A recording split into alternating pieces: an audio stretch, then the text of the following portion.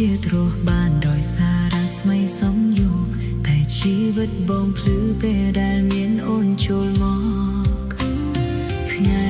ដែលពួកយើងរំចាំហើយនេះគឺជាស្នេហ៍យើងថែមកច្រើនឆ្នាំតស៊ូតាំងពីក្រ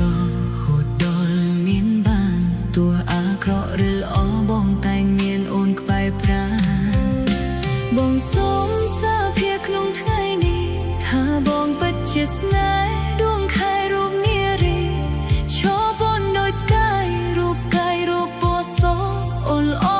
សែល្អកុំស្អាតខ្លាំងពេកបងសុំមងវទើបអារម្មណ៍មិនឈប់បេះដូងលោតញាប់ថ្ងៃនេះជាថ្ងៃអ្វីប្រាប់ផងបងមិនធ្លាប់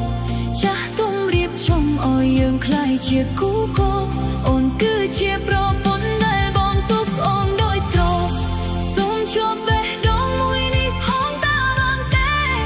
ยังមាននិស្ស័យបានក្រាបក្បាលដល់កាន់តែក្នុងនាមជាស្វាមីបានកាត់ស្នងថ្លៃក្រាប